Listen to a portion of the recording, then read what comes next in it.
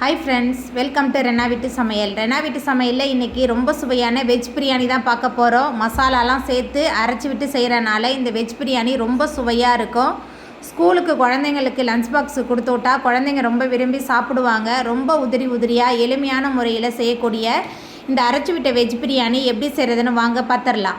அரைச்சி விட்ட பிரியாணி பண்ணுறதுக்கு ஒரு கைப்பிடி நிறைய முதல்ல கொத்தமல்லி சேர்த்துக்கலாம். இது கூடவே ஒரு கைப்பிடி நிறைய புதினா மல்லி சேர்த்தாச்சு. அதுக்கப்புறமா ஒரு சின்ன துண்டு பட்டை, அது கூடவே 3 கிராம்பு, ஒரு ஏலக்காய் சேர்த்துக்கலாம். அதுக்கப்புறமா 1 டேபிள் ஸ்பூன் அளவுக்கு சோம்பு சேர்த்துக்கலாம். குழம்பு மிளகாய்த்தூள் 4 டேபிள் ஸ்பூன் எடுத்துருக்கேன். உங்கள் காரத்துக்கு தகுந்த மாதிரி எடுத்துக்கோங்க. மஞ்சத்தூள் கொஞ்சமாக சேர்த்துக்கலாம். கரம் மசாலா 1 டேபிள் ஸ்பூன் அளவுக்கு சேர்க்குறேன். கொஞ்சமாக தண்ணி சேர்த்துட்டு நல்லா விழுதாக அரைச்சி எடுத்துகிட்டு வந்துடலாம். அரைச்சி விட்டு வெஜ் பிரியாணி பண்ணுறதுக்கு மசாலாலாம் அரைச்சிட்டு வந்தாச்சு. இப்போ வெஜ் பிரியாணி எப்படி பண்ணுறதுன்னு பார்த்துடலாம். அரைச்சி விட்டு வெஜ் பிரியாணி பண்ணுறதுக்கு 4 டேபிள் ஸ்பூன் அளவுக்கு எண்ணெய் சேர்த்துக்கலாம். இது கூடவே 2 ஸ்பூன் அளவுக்கு நெய் சேர்த்துக்கலாம். எண்ணெய் சூடாகி நெய் நல்லா உருகி வரட்டும். எண்ணெய் சூடாகி நெய் நல்லா உருகி வந்துருச்சு. நீல வாக்கில் நறுக்கி வச்சுருக்கிற 4 பெரிய வெங்காயம் சேர்த்துக்கலாம். வெங்காயத்தை சேர்த்துட்டு நல்லா கலந்து விட்டு வதக்கிடலாம். வெங்காயம் எந்த அளவுக்கு நல்லா வதங்கி வருதோ அந்த அளவுக்கு வெஜ் பிரியாணி நல்லா உதிரியாக வரும். வெங்காயத்தை சரியாக வதக்கலைன்னா வெங்காயத்துலேருந்து நீர் விட ஆரம்பிக்கும். அதனால் நம்மளோட பிரியாணி குழைய வாய்ப்பு இருக்குது. அதனால் எந்த பிரியாணி செஞ்சாலும் முதல்ல வெங்காயத்தை நல்லா வதக்கிக்கோங்க.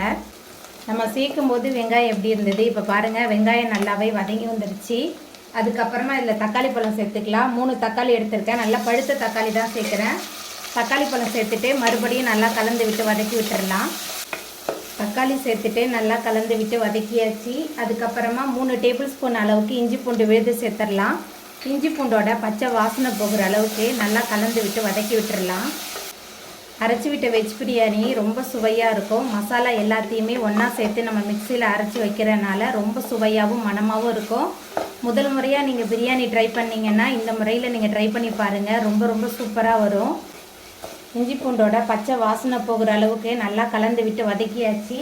அதுக்கப்புறமா நம்ம மிக்சியில் சேர்த்து அரைச்சி வச்சுருந்த புதினா, அதுக்கப்புறமா கொத்தமல்லி, மசாலா விழுதெல்லாம் சேர்த்துட்டு நல்லா கலந்து விட்டுடலாம். மசாலாவோட பச்சை வாசனை போகிற அளவுக்கு நல்லா கலந்து விட்டு வதக்கியாச்சு. அதுக்கப்புறமா இதில் நம்ம நறுக்கி வச்சுருக்கிற காயெல்லாம் சேர்த்துக்கலாம். 3 போல் கேரட்டும் 6 பீன்ஸும் நறுக்கி வச்சுருக்கேன்.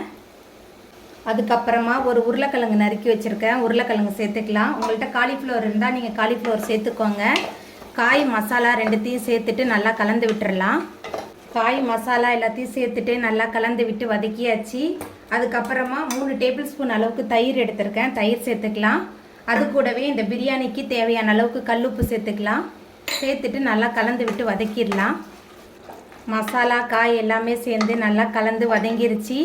அதுக்கப்புறமா இதில் தண்ணி சேர்த்துக்கலாம். நான் மிக்ஸி கழுவி அந்த தண்ணி தான் சேர்த்துருக்கேன். நான் 3 டம்ளர் அரிசி எடுத்திருக்கேன். அதனால் 6 டம்ளர் அளவுக்கு தண்ணி சேர்த்துருக்கேன். தண்ணி சேர்த்துட்டு நல்லா கலந்து விட்டுடலாம்.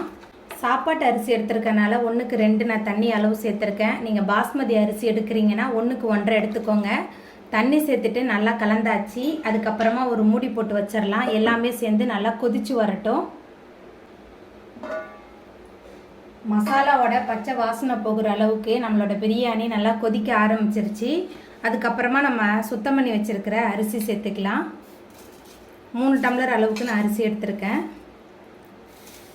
அரிசி போடுறதுக்கு முன்னாடி உப்பு காரம்லாம் செக் பண்ணிக்கோங்க. எனக்கு உப்பு காரம் எல்லாமே சரியாக இருக்குது. அரிசி சேர்த்துட்டேன். இப்போ நல்லா கலந்து விட்டுறலாம்.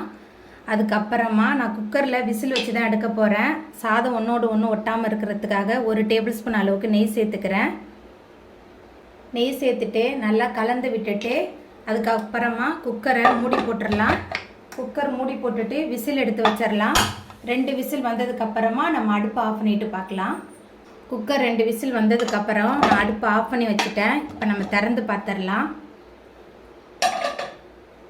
பாருங்கள் எவ்வளோ சூப்பராக வந்திருக்குன்னு சொல்லிட்டு. சாதம்லாம் ஒன்றோடு ஒன்று ஒட்டாமல் நல்லா உதிரியாக வந்திருக்கு. நேரம் ஆக ஆக சாதம் இன்னுமே நல்லா உதிரியாக ரெடி ஆயிரும். இப்போ இதை நம்ம தனியாக எடுத்து வச்சிடலாம்.